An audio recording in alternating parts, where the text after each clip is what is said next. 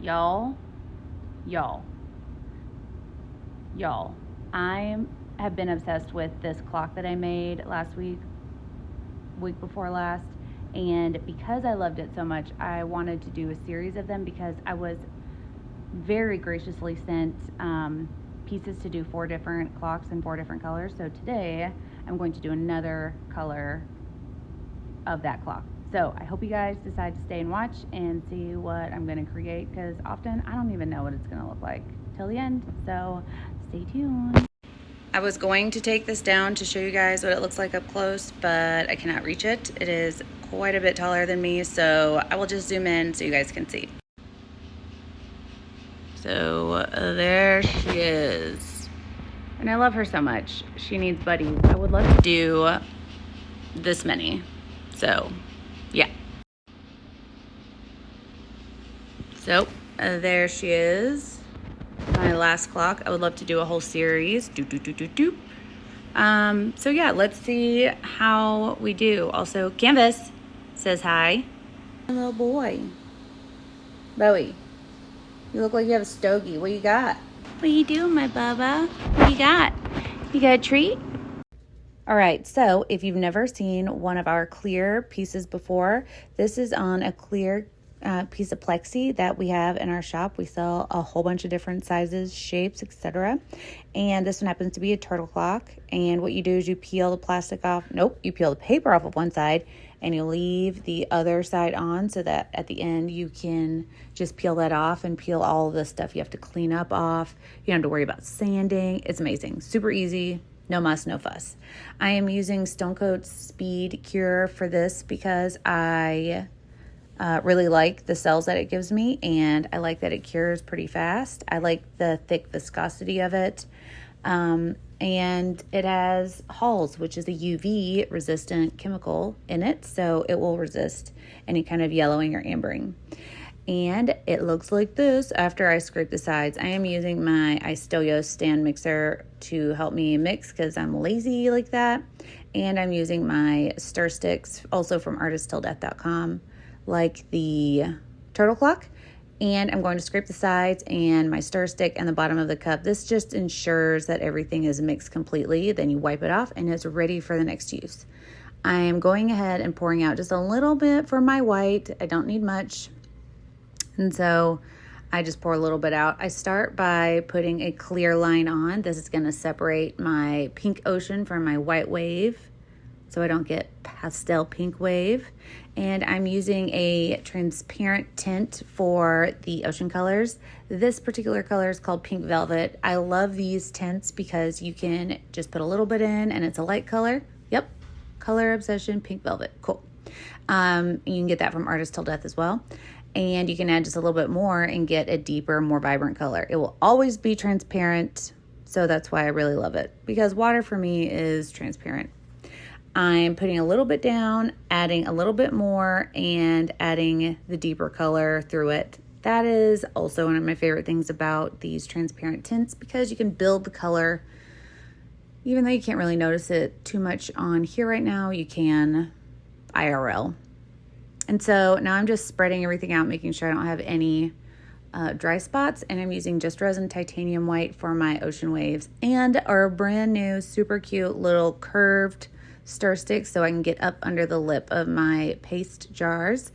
They're really convenient because there's a lot of pigment left under there. I'm using a little bit more than what I pulled out from under the rim of that little scoop to make an opaque white. It's very important for it to be opaque so you get a really good wave.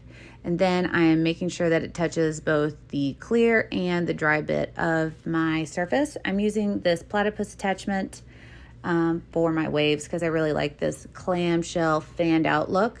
And I always put it on at a little bit of an angle. And the cool thing about the ones that we have on our website is that it has a spacer on the edges so you can tighten it or loosen it to fit most any heat gun. So I just kind of do a scooping motion. Make sure you don't actually scoop your resin. And it gives that nice little fanned look instead of another one of my favorite attachments, the wedding cake attachment. It gives more of a rippled look. And look at those beautiful cells. Ooh, ah. And they'll get prettier as the piece kind of sets for a minute, because your resin will self-level out, because we did heat it a lot and tilt it. So once it starts to self-level, it'll give you a whole bunch of different kinds of cells. How beautiful. I love it. Super love, like the little ombre look as well.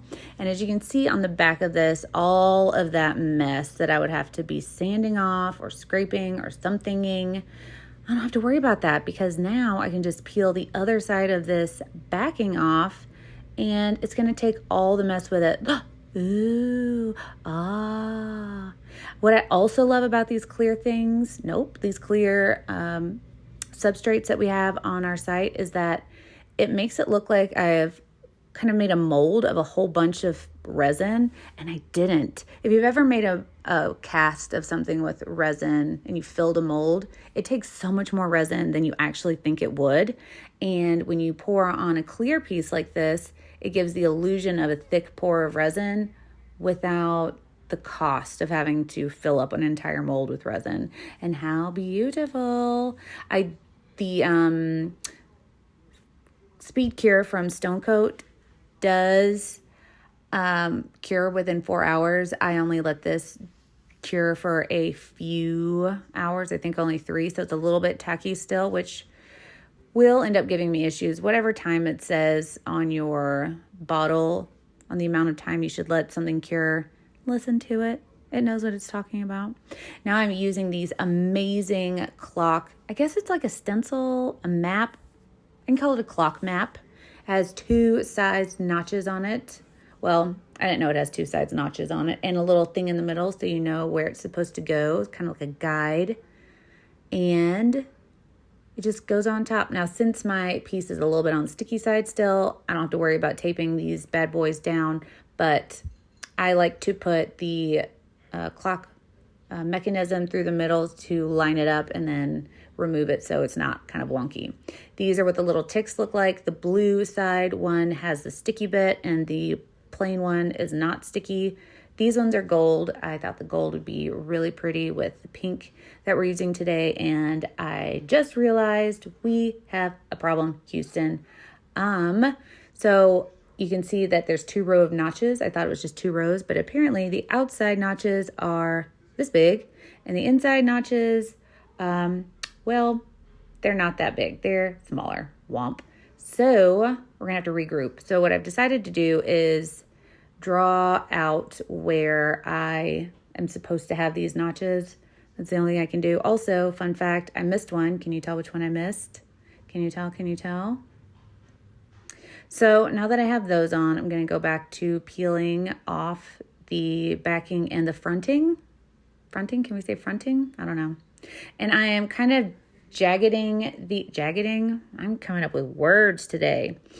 I'm kind of altering how far up or back I am laying out these notches, just to make it a little bit more interesting. So some are a little bit higher and some are a little bit more on the inside.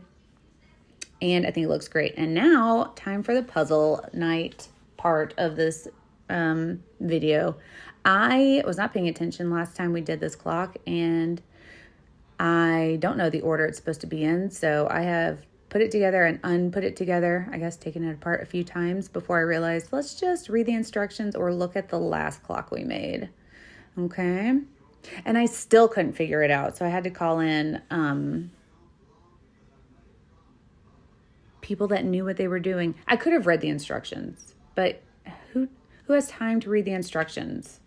It's the last thing I want to do. So my clock is not working. So I had to call in my bee, and he knows what he's doing. So it didn't take him long at all to put my clock together for me. Have a bee, basically.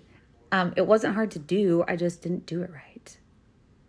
This is a really beautiful clock mechanism. I love all the pieces, and the gold notches, ticks, however you say, are so shiny and beautiful. It just pulls my work together 1000%. I might in the future paint the black mechanism box a different color, but who knows? But I love it. Extra bonus is with these clear pieces and them standing off the wall, it projects the color onto whatever wall it is. And the super, super cool part is when the second hand comes around and you can see the shadow of that as well. I have ADHD. I don't know. The things I notice, I don't know. Anyways, I hope you like this video. I super enjoyed making it, and I have 2 more clocks to go. What color do you think we should do the next one? I'm so looking forward to hearing from you guys. Thank you so much for for your patience in, hi, Bowie says hi. So yeah, thank you so much for your patience while I was getting my big commissions together last week. Anyways, you guys have an awesome evening, and I will see you guys tomorrow. Till then, be kind to one another, because you never know what someone's going through. And always remember that we do the test so you don't have to. I'll see you guys in the next video. Bye. We said bye.